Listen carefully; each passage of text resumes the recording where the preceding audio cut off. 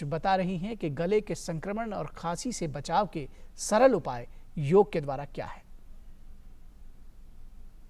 विरेचन गति के different steps हैं और हम आपको वो सभी स्टेप्स आज बता रहे हैं। चारों स्टेप्स हम आपको बता रहे हैं। इन चारों स्टेप्स का नियमित अभ्यास करें, आप देखेंगे कि आपकी इम्यूनिटी भी बेटर होगी। आपको कोई भी वायरस, छोटा मोटा वायरस तो बिल्कुल भी नहीं है, आपको किसी तरह का इन्फेक्शन नहीं लगेगा। खास तौर पर बदलते मौसम में ये आपके लिए बहुत ही लाभकारी है। आइए जानते हैं कैसे करेंगे विरेचन गति का अभ्यास। विरेचन गति को खड़े होकर के भी कर सकते हैं, बैठ कर भी कर सकते हैं। आसन में बैठना, हाथों को 90 डिग्री के एंगल पर ले आना और यहाँ है हमारी मनोवाह नाड़ियाँ, उन पर पड़ने वाले प्रभाव को भी अनुभव करना। सांस भरते हुए हाथों को ऊपर ले आना, सांस छोड़ते हुए वापस ले जाना।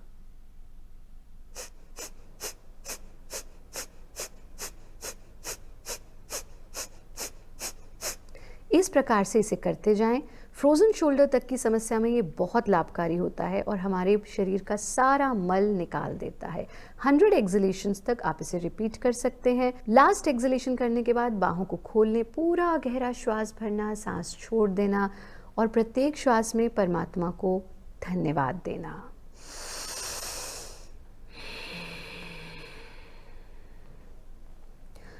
विरेचन गति के दूसरे स्टेप में हम दाएं हाथ के अंगूठे से दाएं नॉस्ट्रिल को बंद करते हैं और बाएं स्वर से एक्सेल करते हैं।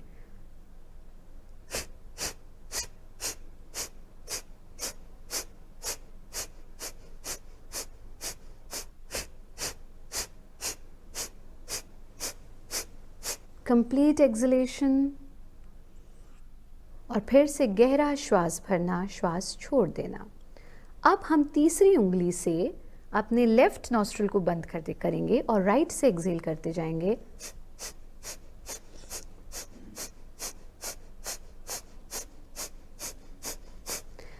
कम से कम 50 बार हम एक्सेल करेंगे, यानी 50 बार ही आपने बाईं तरफ से किया, 50 बार दाईं तरफ से किया, पूरा एक्सेल कर लेना, डीप ब्रीदिंग।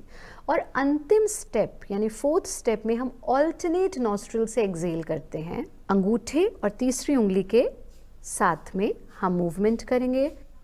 दोनों स्वर से हम एक्सेल कर रहे हैं, एक्सेल करते जाएं।